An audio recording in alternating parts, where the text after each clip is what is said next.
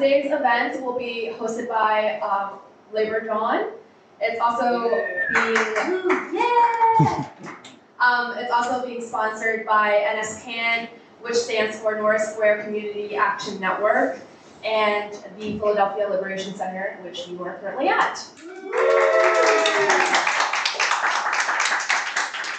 Sneak around here. Well, hello, everyone. Hello. I'm Gabe. Historian is not my first name.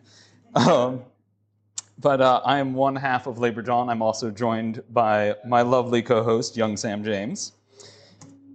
And today, we're going to be covering a very, very brief history, or labor history of Kensington. But first, before we even get into that, we need to ask ourselves, why are we studying any of this? Why does any of this matter? And because I always have to quote either Utah Phillips or Ralph Chaplin, I wanted to start with this quote from Phillips.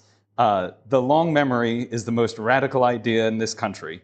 It is the loss of that long memory which deprives our people of that connective flow of thoughts and events that clarifies our vision, not of where we're going, but where we want to go.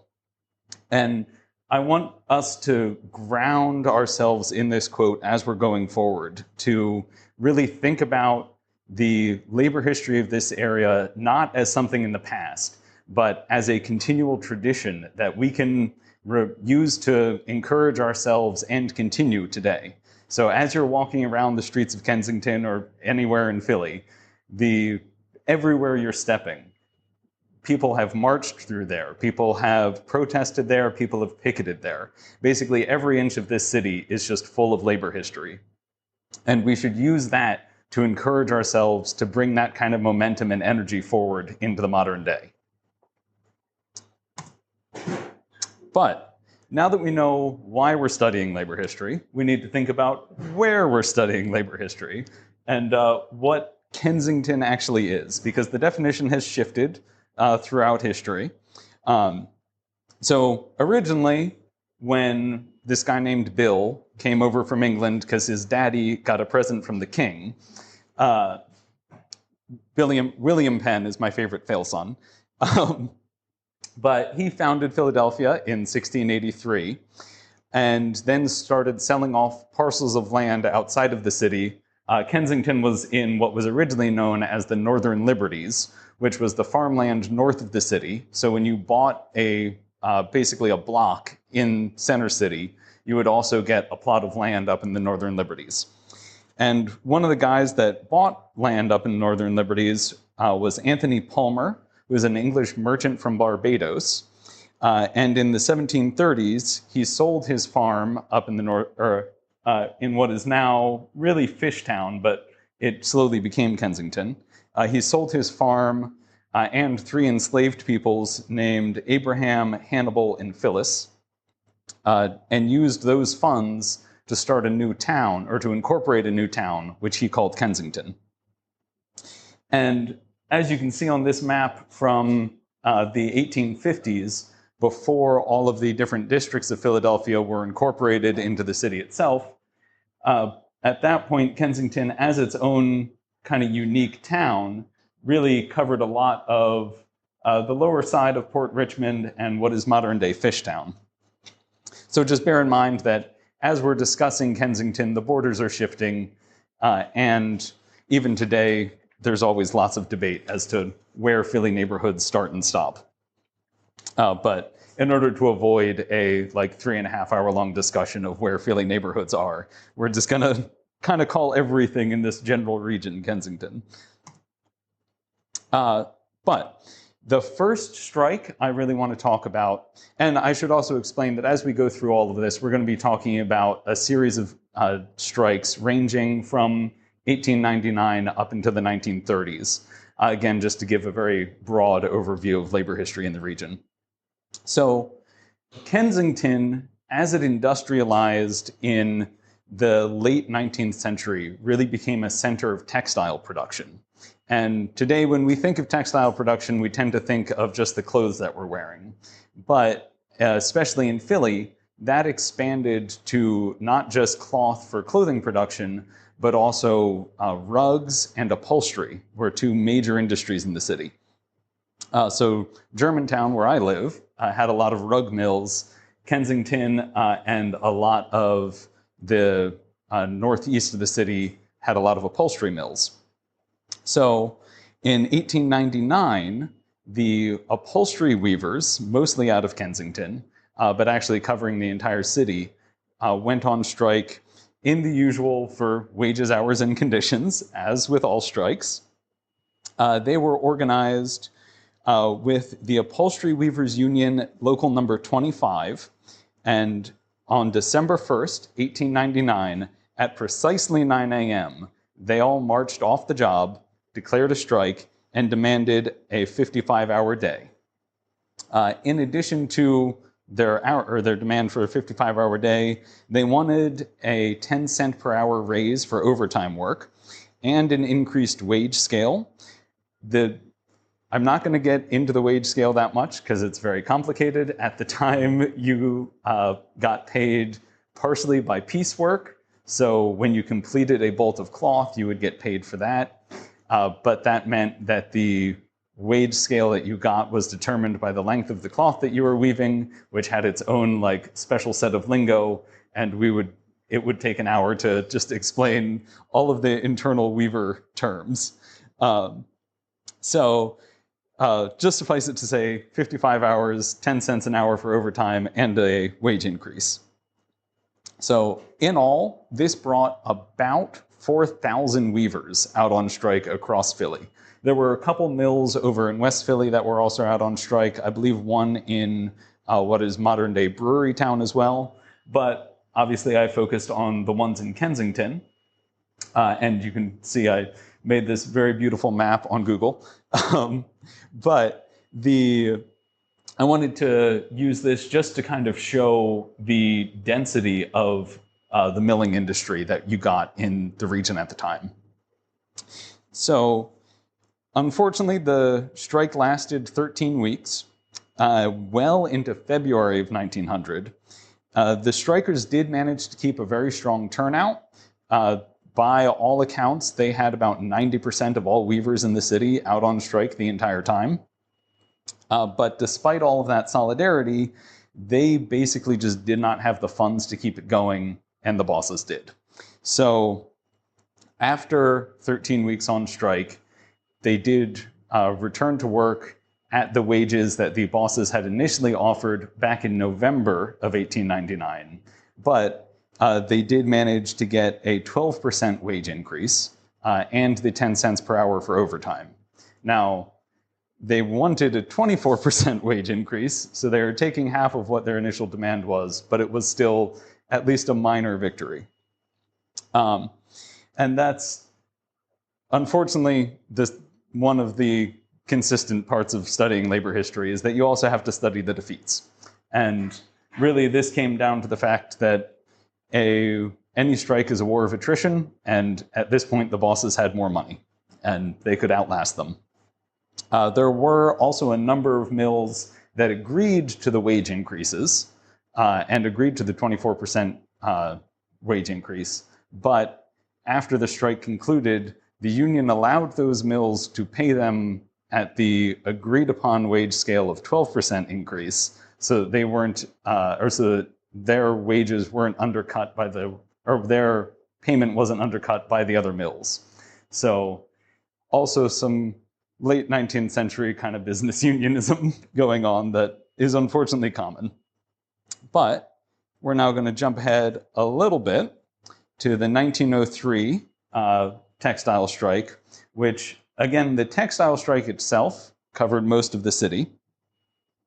But we're going to focus primarily on what became known as the March of the Mill Children. So the 1903 strike ended up being much broader than just the upholstery weavers strike of 1899. It included knitters, weavers, rug weavers, upholstery weavers, and clothing weavers, or clothing textile weavers. And it also included many more children. So the other side of the textile industry was bosses were always trying to find ways to cut the cost of their labor. One of the easiest ways to do that was to bring children in to do a lot of the simpler, more menial tasks around the factory. And then you could pay them less wages because they don't have, or presumably, most children didn't also have children to support. So they didn't get paid, or they could justify not paying them as much. And you had children ages really like 10 to 16 working in these mills, if not younger, depending on the mill and the work being done. And the conditions in these factories were absolutely abysmal. So not only did you have kids running around with large whirring cast iron machinery causing danger to life and limb constantly, but within the mills, there was just a constant layer of cotton or wool or silk dust that coated everything. And this would eventually get into your lungs and kind of work similar to black lung in terms of the damage that it would do to you long term. So there were lots of cases of people who were otherwise fairly healthy catching even like a mild case of, or a mild flu or a mild cough. And that ended up killing them because their lungs were so destroyed by breathing this this dust in all the time. So, always great to start lung disease at a very young age, and you had these kids working in absolutely deplorable conditions. But in July of 1903, textile workers across Philly went on strike again for the 55-hour day. But this covered basically the entire textile industry in the city. And a lot of the children marched out along with their parents. There were also a number of instances where the kids were actually more organized than the adults in the factory. There was actually one, I believe, a silk knitting mill in what is today Brewery Town, where the kids marched out first and then went back in to get the adults and brought them out on strike. Now, I don't know if anyone knows who this lovely lady is, but that is Mary Harris Mother Jones, is an Irish-born labor activist. By 1903, she was in her mid-60s and had basically spent the last 40 years of her life advocating for better conditions and especially for an end to child labor. And so she would tour around the country, and basically wherever there was a major labor struggle happening, she would come in and help to organize the women, help to organize the children, and lend her voice to the fight. So she toured around Philly, going to all of the textile mills, including Manayunk, East Falls, and Southwark. And while there, she came up with a plan in that she would lead a procession of mill workers up to New York City to confront President Theodore Roosevelt at his summer home in Oyster Bay. There, they would demand that he passes a law to end child labor. So on July 7th, she held a rally at the Kensington Labor Lyceum, which used to be at 2nd and Cambria Street. And there, she announced her plan to march up to New York City, and then went outside and was joined by a procession of about 150 men and 50 boys. They basically started a parade marching up Frankfort Avenue towards Torresdale Park. And as they marched through the neighborhood, more and more people came out to join them carrying Union banners. They were led by a fife and drum corps and basically had a massive parade marching up Frankfort Ave. They camped the first night in Torresdale Park. Eventually, overnight, the crowd grew to over 1,000 people. And the next day, they realized that they probably can't bring all of these fairly sickly young kids on what would be a month-long trek in the dead heat of summer up to New York. So they sent the children back to continue the strike. And then the men and Mother Jones continued the march up to New York. So over the next 2 weeks, they marched to Trenton, then up to Newark, and finally crossed the river into New York City. And by July 29th, They made it to Roosevelt's estate at Sagamore, and a delegation of 5 workers and Mother Jones basically just marched up to the front door of Roosevelt's summer home, knocked on the door, and demanded to see the president. Unfortunately, the president was out with his own children that day, and couldn't be bothered to hear the plight of all of the working children of America. So the secretary told her that she can write him a letter and basically close the door in their face and dismissed them. So the delegation returned back to their parade. The marchers were eventually disbanded, and a lot of the workers who came from Philly came back. But they did bring a large strike fund with them that they were able to raise in New York, and they kept the strike going for another couple of weeks. By the end of the strike, they did win some minor wage concessions, but it wasn't the massive victory that they had hoped for.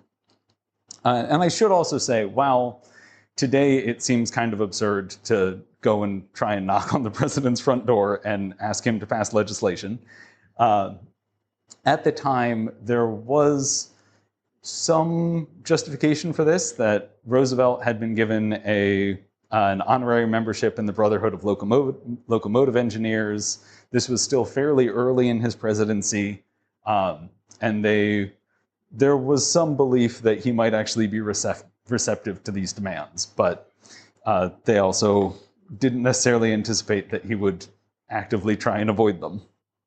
But we're going to move on now to the Shirtwaist Strike of 1909 to 1910.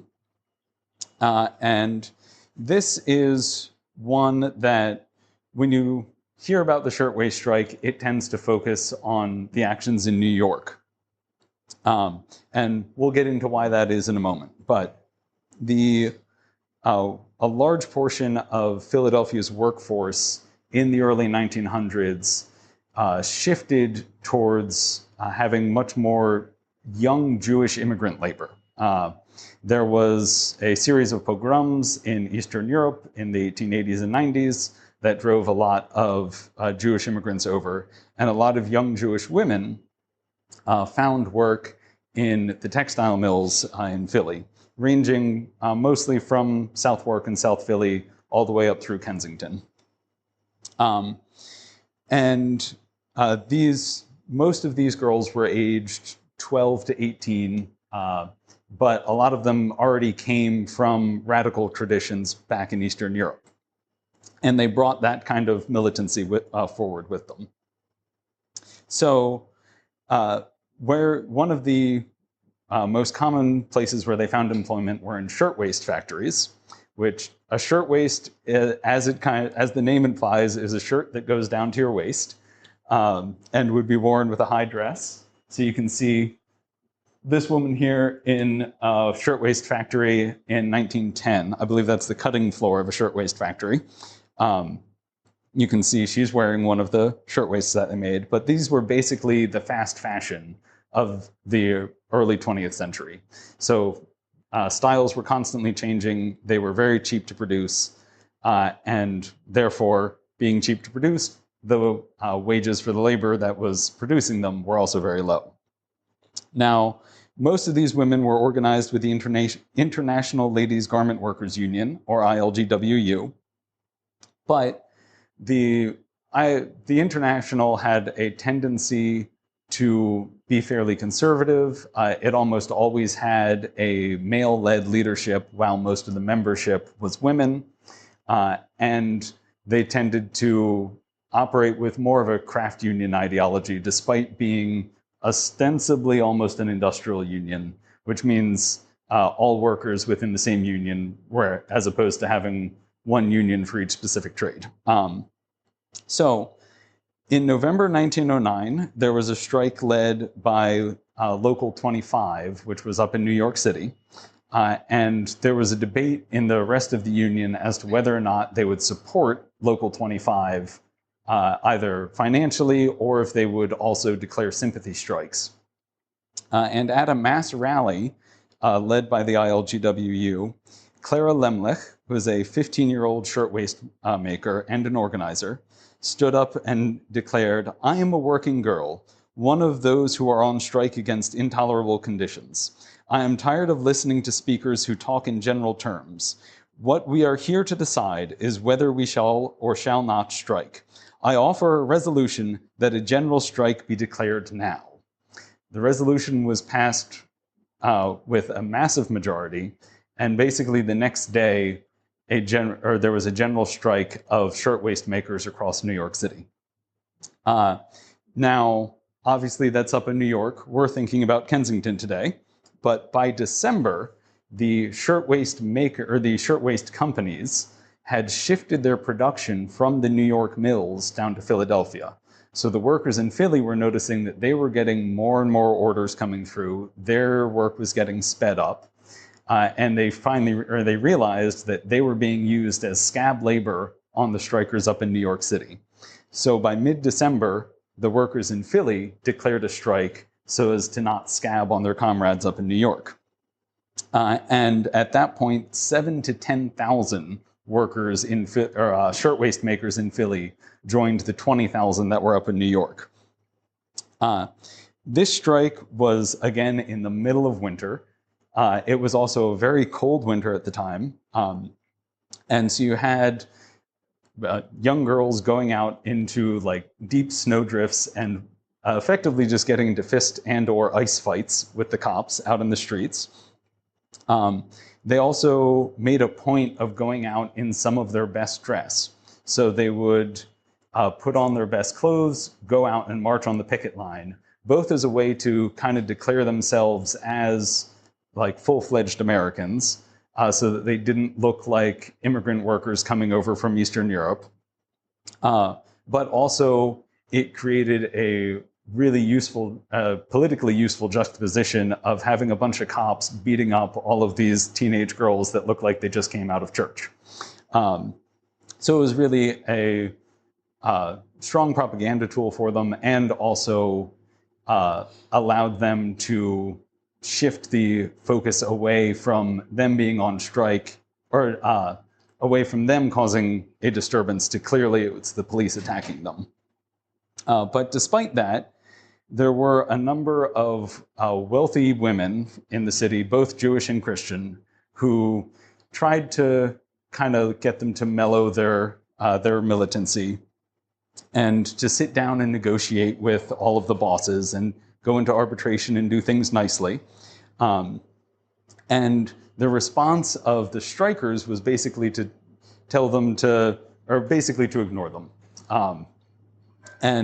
Basically they told them that if you're not going to support us wholeheartedly, then we don't want your money. Because a lot of the times, especially some of the wealthy Jewish feminist organizations would come to them and say like, oh, we'll donate to your strike fund if you agree to sit down and negotiate, or if you agree to not attack the police and to be less militant. And they rejected that wholeheartedly.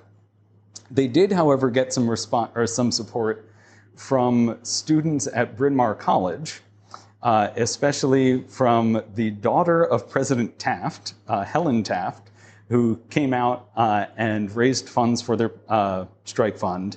And one of Helen Taft's classmates actually got arrested on the picket line, which caused a major scandal in the city, because having this like very upper-class, well-to-do Bryn Mawr College student getting arrested by a bunch of burly cops over in Southwark was not a common occurrence, and also built a lot of community support for the strikers.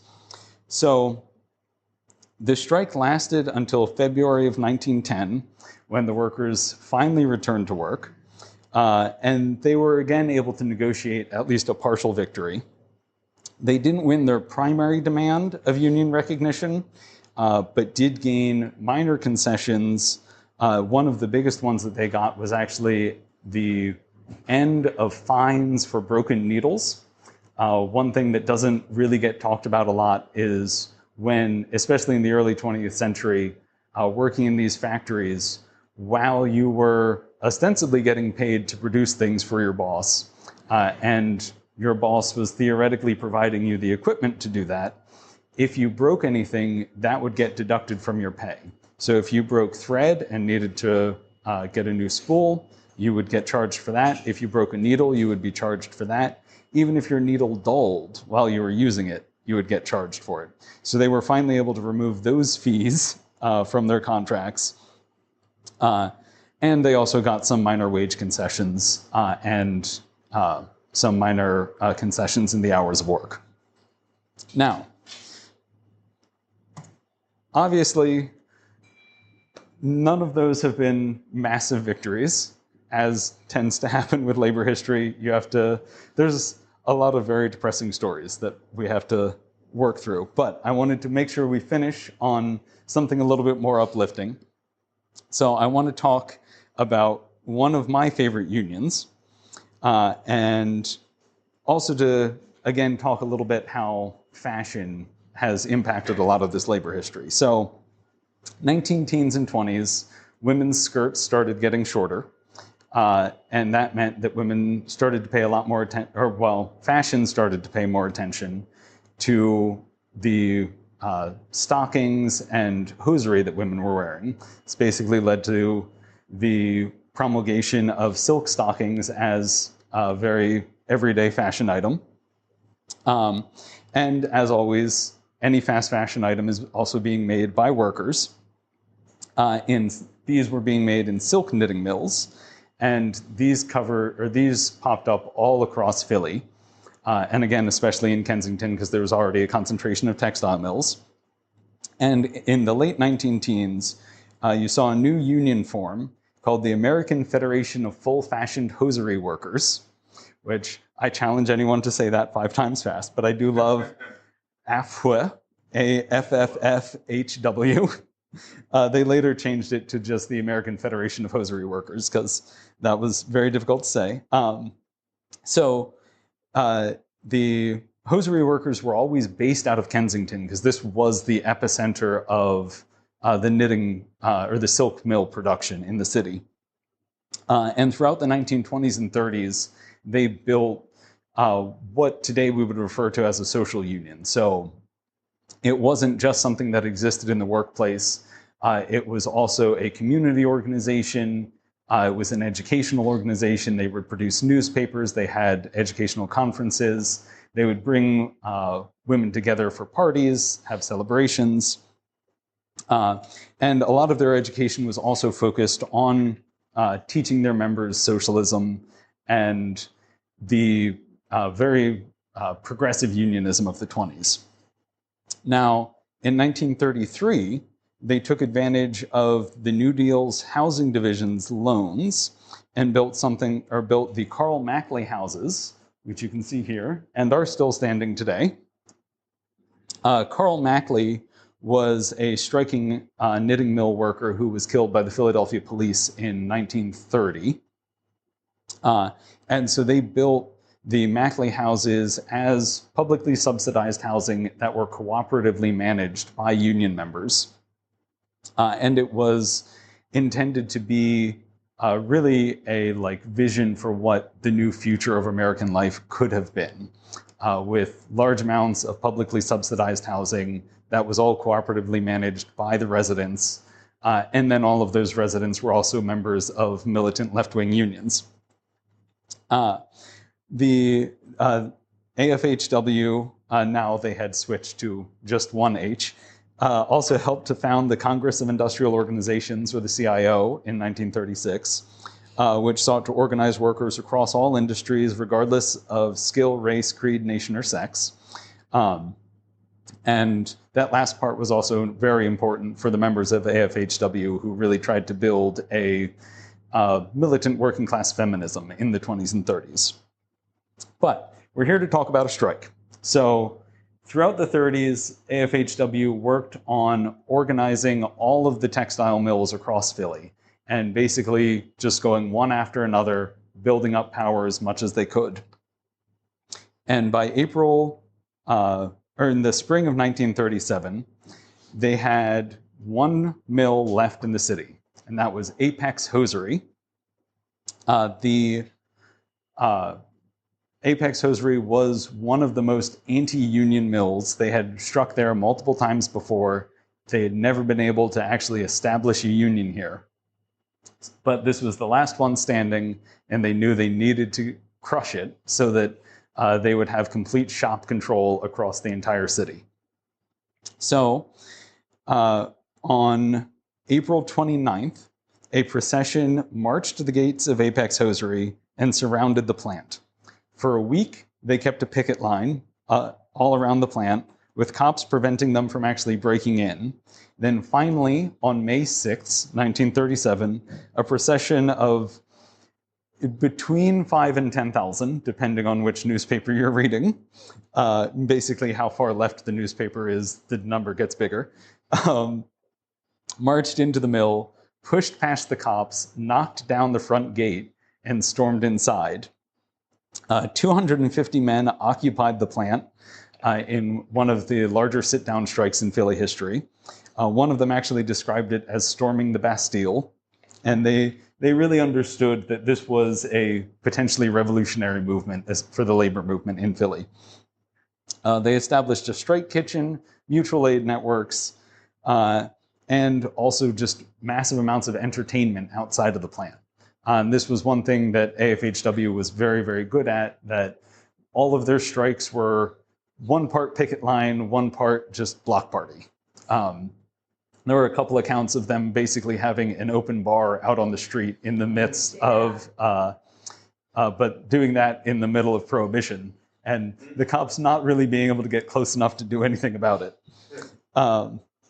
So after a month of continued occupation, which led to them ignoring state-sanctioned eviction orders, lawsuits from the president or from the owners of Apex Hosiery, and threats, they brought in Mayor Samuel L. Wilson and William Leader, who was the president of the union.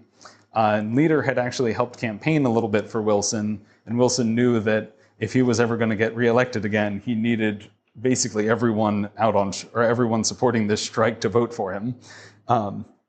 So Leader and Wilson went into the plant and brought the 250 men out peacefully and to a crowd of around 15,000 people cheering them on. And that was all done in exchange for arbitration to begin, because this entire time Apex had completely refused to negotiate at all. But once they agreed to have state arbitrators come in and actually negotiate a settlement, then they were willing to end the occupation and the sit-down strike. So negotiations with Apex continued throughout the spring and summer, and by 1938, AFFHW actually managed to secure a closed shop contract, which meant that every single person in the mill would automatically be a member of the union. They had also won this at every other knitting mill in the city, so they basically just unionized the entire industry in the city of Philadelphia, the entire hosiery industry in Philly. And they, unfortunately, well, we'll get into that in the next slide, but they were able to keep that shop control throughout the rest of the life of the knitting industry in Philly.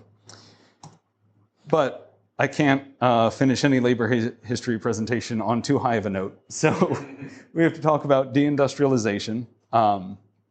And for Philly, deindustrialization, especially in Kensington, starts a lot earlier than a lot of people usually think about the US deindustrializing. And that's because the textile production in the US first moved from northern cities like Philly down into the unorganized South. So after the CIO's failure to organize Southern workers and the continuation of Jim Crow laws in the South, the Northern industrialists realized that it was very advantageous for them to start shifting production down to Southern cities, where they didn't have to face union opposition and there was a lot less political cohesion among the working class. This was also helped with the 1947 Taft-Hartley bill, which forced a lot of militant union organizers to either sign anti-communist affidavits or quit their position. And basically there was just a huge wave of reaction after World War II. So deindustrialization in the city really started in the 50s and 60s. And that's where a lot of the socioeconomic problems in Kensington really started to pick up, and unfortunately continue today, because we haven't brought back hundreds of thousands of well-paying union jobs. But on that unfortunately sad note, I will conclude my presentation of Kensington's labor history. I would thank you everyone for sitting through all of that.